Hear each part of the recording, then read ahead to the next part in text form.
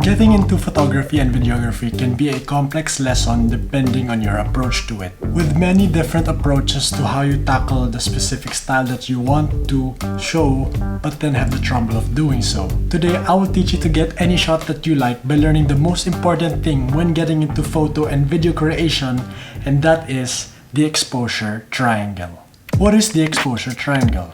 The exposure triangle is a combination of three variables that lets you have the right amount of exposure to get the shot you want. The first variable would be ISO, followed by shutter speed, and lastly aperture. Understanding how they work hand in hand will help you get the shot that you want. Starting with the first variable, ISO. ISO is the sensitivity of your camera sensor to light.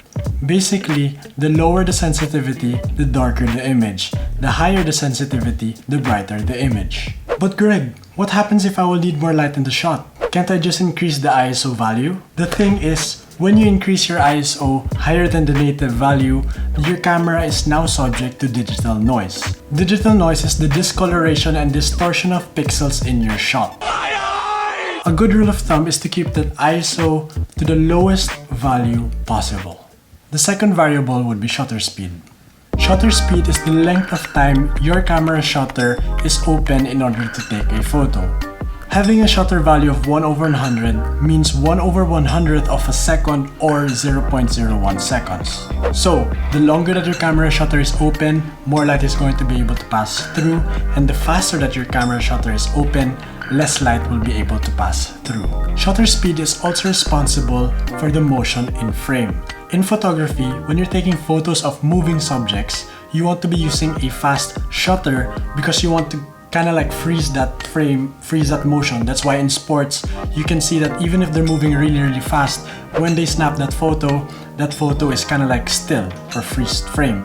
Now when you're taking portraits or landscapes, basically stills, you don't need much of a faster shutter speed because you can get away with a slow one since your subject is not moving. In video, whatever your frame rate is, double that to get the right value. So if you're shooting at 24 FPS, 24 times 2 is 48, so therefore your camera shutter speed value should be 1/48 of a second.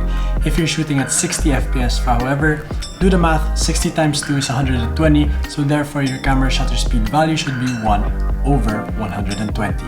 The two variables that I have just discussed is actually controlled and dialed in the body itself, in the camera body.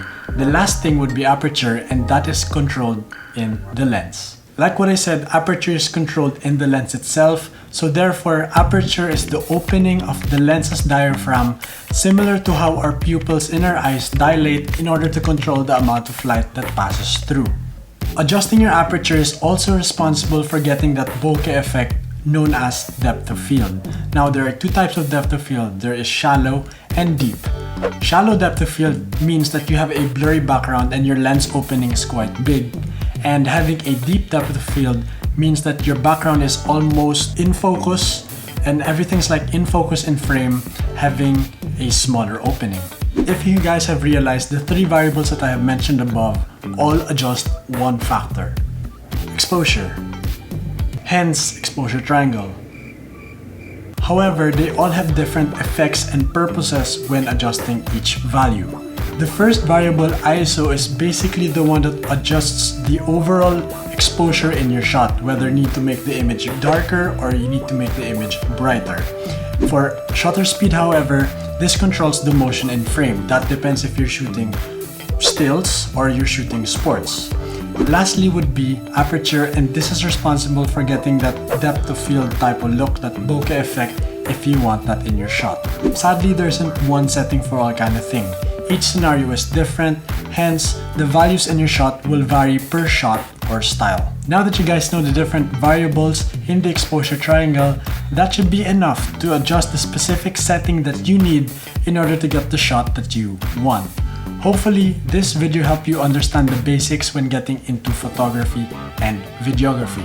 As you can see, I tried to keep this video as short as possible without explaining too much. So if you guys have any further questions, don't hesitate to DM me on Instagram or comment it down below.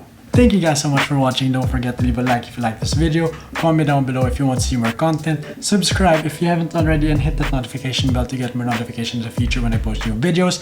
I said that really fast. And yeah, you guys know the drill. Stay safe always. G out. Wow.